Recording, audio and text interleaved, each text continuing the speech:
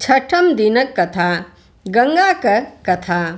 सगर महाराज के दू स्त्री छलखिन, वैदर्भी आ शैव्या। शैव्यासँ असमंजस नामक पुत्र भेलनि।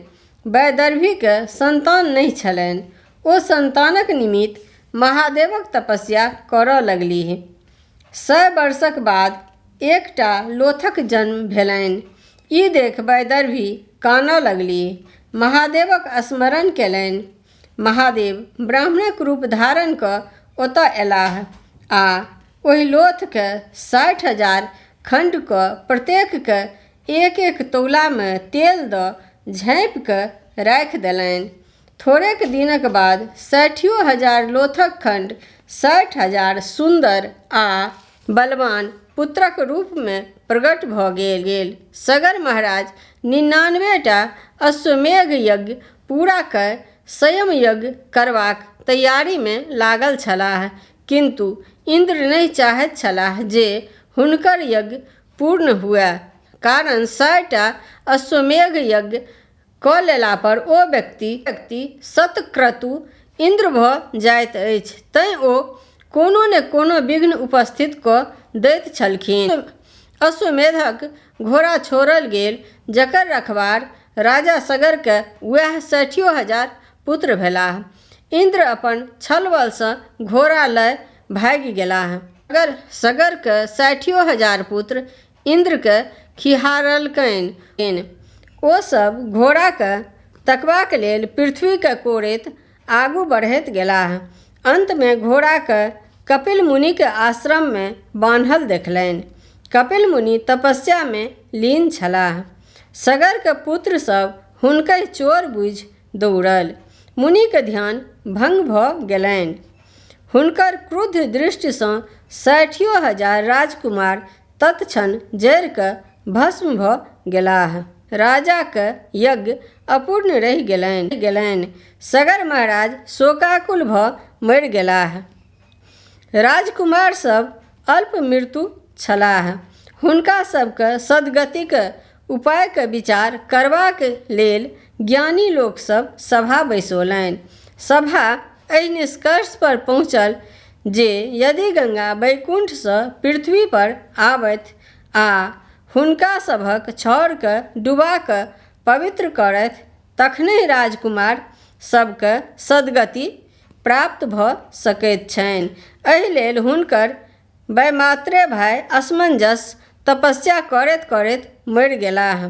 हुनकर बेटा दिलीप सेहो लाख वर्ष धरि तपस्या केलाक उपरान्त मरि गेलाह। दिलीपक बेटा अंशुमान सेहो तपस्या करैत मुइलाह।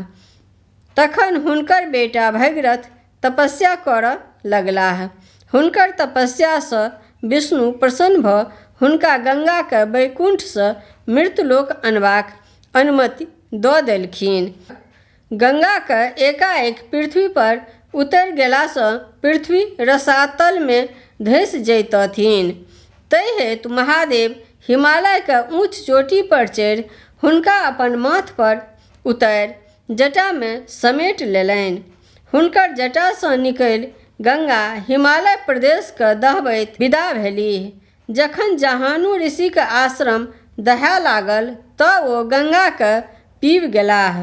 ई भागीरथक लेल जटिल समस्या उपस्थित कऽ देलक। ओ साहसी छलाह। ओ मुनिके सेवामे लागि गेलाह।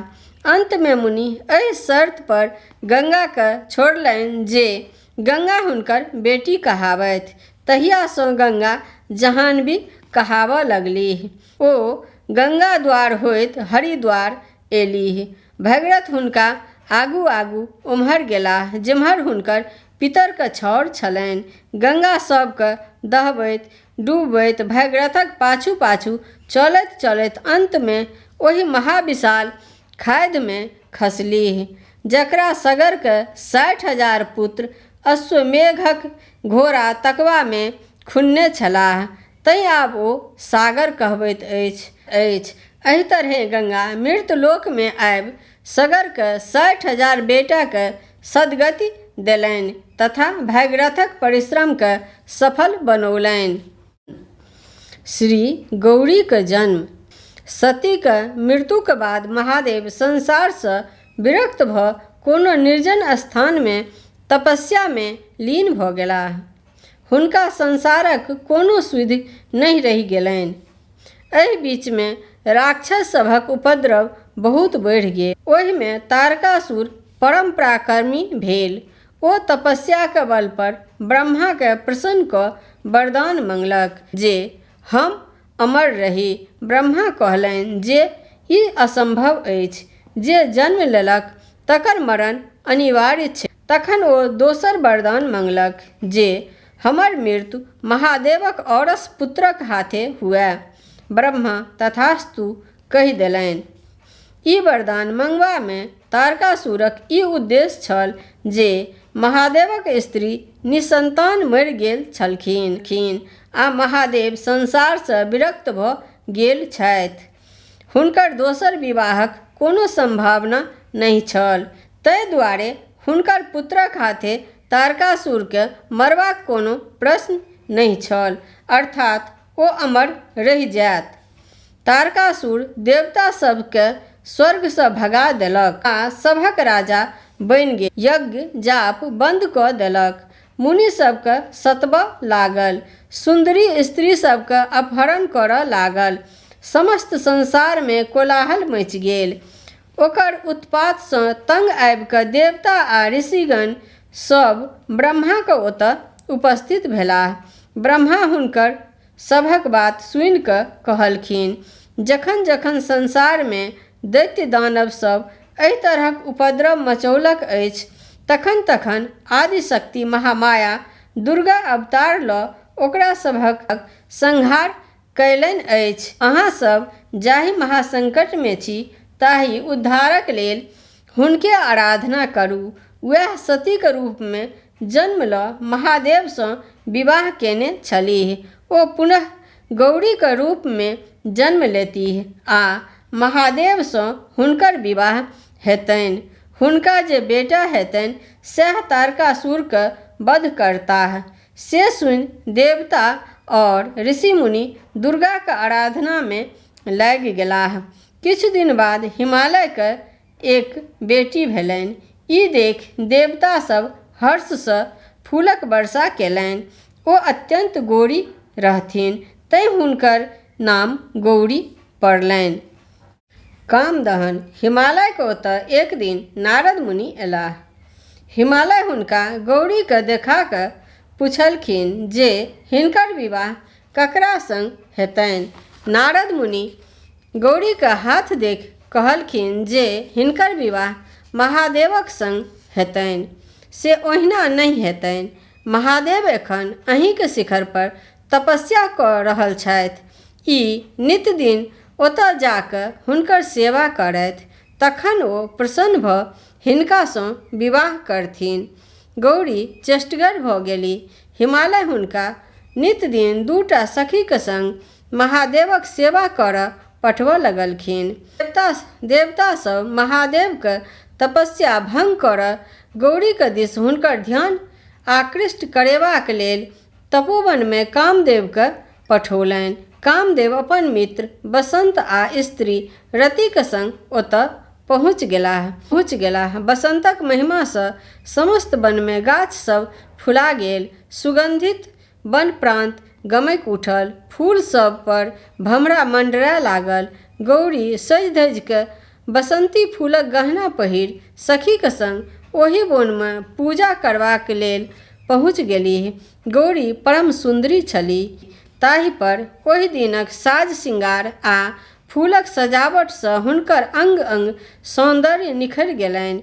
गौरी महादेवक लग पहुँच गेली कि कामदेव ठिका कऽ अपन बाण चलौलनि। बाण महादेव लग खसल। महादेव गौरी दिस तकलनि। गौरी महादेव के प्रणाम कऽ पूजा केलनि आ कात भऽ ठाढ़ भऽ गेली। गौरी के सुंदरता देख महादेव आकर्षित भऽ गेलाह। आजुक अहाँके शोभाके वर्णन के कऽ सकैत अछि। एतबा कहि महादेव गौरी के आँचर दिस हाथ बढ़ौलनि कि संकोचवश गौरी कनेक दूर हटि महादेव दिस टकटकी लगा देलनि। महादेव के एकाएक ध्यान में अयलनि, यदि वह एना कामातुर भऽ जेता तऽ आन लोक की करत। ओ एम्हर ओम्हर ताकऽ लगलाह, तैँ झाड़ीमे नुकायल कामदेवके देखलनि। हुनका बड़ तामस भेलनि, क्रोधसँ हुनकर त्रिनेत्र खुजि गेलनि। तुरत कामदेव जरि कऽ भस्म भऽ गेलाह। रति अपन स्वामीके भस्म होइत देख मूर्छित भऽ गेली। होश भेला पर ओ करुणा विलाप करऽ लगली। देवता सब रतिके दशा देख महादेवके ओतऽ गेलाह आ कहलखिन जे एहिमे कामदेवक कोनो दोष नहि छलनि। ई हुनके सभक परपंच छल जे महादेव कहुना गौरी दिस आकृष्ट भऽ हुनकासँ विवाह करथि। तखने तारकासुरसँ हुनका सभक उद्धार भऽ सकैत छल। महादेव कहुना रतिके स्वामीके जीबाक उपाय कऽ देथुन। महादेव कहलखिन कामदेव मुइलाह नहि, मात्र हुनकर शरीर जरलनि अछि। हुनका एखन ओ शरीर प्राप्त नहि हेतनि। समुद्रमे सांबर नामक दैत्य अछि, रति ओतऽ जाय एखन ओकरे संग रहत। द्वापरमे श्री कृष्णक बेटा प्रद्युम्न भऽ जन्म लेताह। जन्मते सांबर हुनका उठा कऽ अपन नगर लऽ जायत। रतिके ओतहि प्रद्युम्नक रूपमे कामदेव भेटथिन। जखन ओ पैघ हेताह तखन सांबरके मारि ओकर धन संपत्ति सहित रतिके द्वारिका लऽ जेथिन आ रतिसँ विवाह कऽ सुख विलास करताह। ई बात देवता सबके कहि महादेव अंतर्ध्यान भऽ गेलाह। रति सांबरके ओतय आश्रय लेबाक लेल विदा भेलीह आ कामदेवसँ पुनर्मिलनक प्रतीक्षा करऽ लगलीह।